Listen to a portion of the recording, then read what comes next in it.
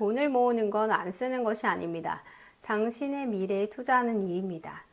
안녕하세요. 저는 증권사에서 15년 넘게 애널리스트로 투자 전략, 기업 분석, 글로벌 자산 배분 업무를 해온 사람입니다. 천억 단위의 자기 자본을 굴리고 프라이빗 뱅커로 다양한 고액 자산가들을 만나면서 때로는 상장사 대표가 되는 과정을 지켜보기도 했습니다. 그 모든 경험을 통해 한 가지 확실히 느낀 게 있습니다. 돈은 많이 버는 것보다 제때 잘 모으는 것이 훨씬 중요하다는 사실입니다. 실전 투자자의 눈으로 본 사회 초년생이 돈을 모아야 하는 이유, 지금부터 낱낱이 파헤쳐 보도록 하겠습니다. 먼저 구독과 좋아요 부탁드립니다. 증권사 공채 입사로 16년 차가 된 제가 말씀드리는 사회 초년생이 돈을 모아야 하는 이유 8가지. 그 첫 번째, 돈을 모으는 사람만이 기회를 살 수 있다. 투자나 창업, 유학이나 부동산 어떤 기회도 돈이 있어야 선택이 가능합니다. 저는 VC나 PE 등 네트워크가 있어서 과거에 제약바이오나 플랫폼 비상장 기업에 투자 기회를 얻었고 일부는 투자를 했습니다. 하지만 가장 아쉬웠던 건 두나무 주식을 살 수 있던 기회를 놓친 건데 현금 여력이 없었기 때문입니다. 근데 지금 어떻게 됐냐고요? 이 주식을 파는 사람을 찾아보기 힘들 정도가 됐습니다. 두 번째, 경제적 자립은 모은 돈에서 시작됩니다.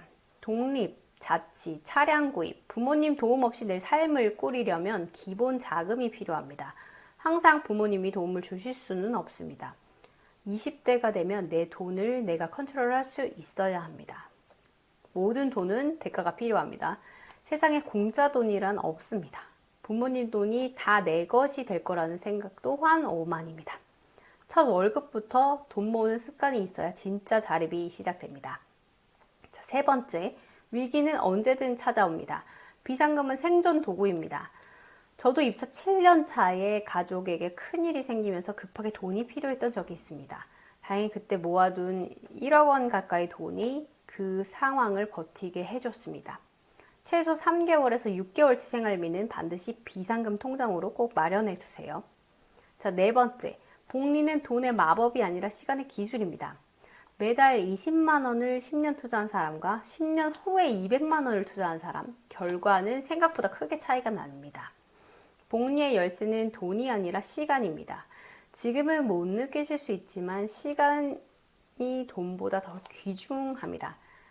자, 사회 초년생이 돈을 모아야 하는 이유 다섯 번째, 돈을 다루는 감각은 연습으로 만들어집니다. 저는 수많은 CEO와 자산가들을 만났습니다. 공통점은 모두 돈을 다루는 감각이 탁월하다는 거예요. 물론 운이 좋아서라고 하시는 분도 있습니다만 운이 따르려면 기회를 또 잘 포착할 수 있어야 됩니다. 그때 종잣돈이 필요하다는 겁니다. 사회초년생 시절은 작은 돈으로 큰 감각을 익히는 훈련장입니다. 제 동기 중에 재무팀에서 일했던 친구가 있었는데 상사가 주식을 해서 종잣돈을 모으고 부동산을 사라고 팀원들 모두에게 주식을 권했습니다. 그 당시에 제 동기는 주식으로 돈 감각을 익히고 지금은 부동산 부자가 되었습니다. 여섯 번째, 금융 습관은 하루아침에 생기지 않습니다. 소비 통제, 예산 편성, 현금 흐름 관리 한 번도 해보지 않았다면 나중에 큰 돈이 생겨도 위험합니다. 저도 처음 증권사 본사로 입사했을 때 월급이 300만 원 정도였는데 130만 원 이상을 적립식 저축, 보험, 연금 저축, 청약 통장으로 자동이체하면서 습관을 길렀습니다. 사실 저는 돈 쓸 시간이 별로 없었고 어머니가 재테크를 잘 하셔서 저에게 가르쳐 주신 덕분에 저도 큰 돈을 모을 수 있었습니다. 일곱 번째, 돈은 결국 삶의 선택권을 넓혀줍니다. 결혼하고 집 사고 은퇴는 물론이고 여행, 공부, 이직 같은 삶의 중요한 장면들을 대부분 비용이 듭니다. 모은 돈은 단지 잔고가 아니라 당신의 삶을 선택할 수 있는 자유입니다.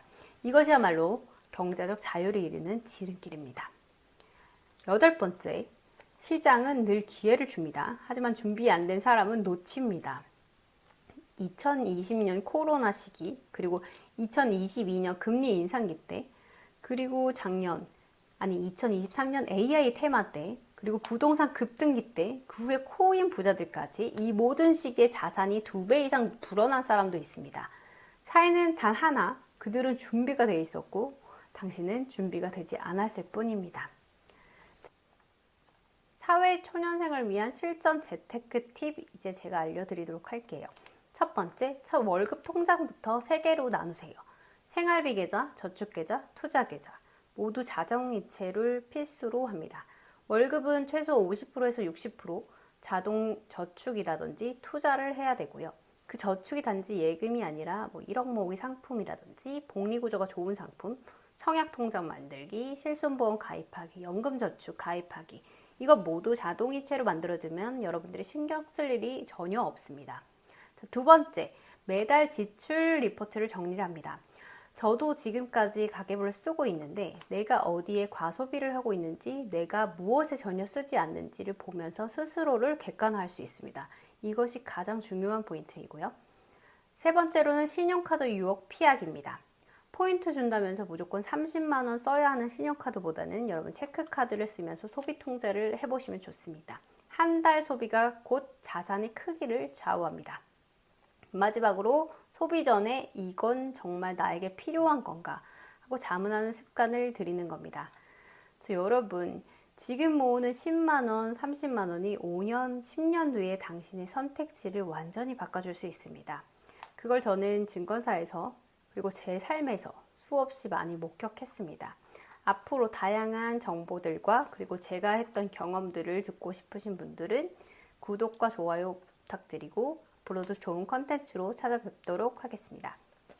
안녕히 계세요.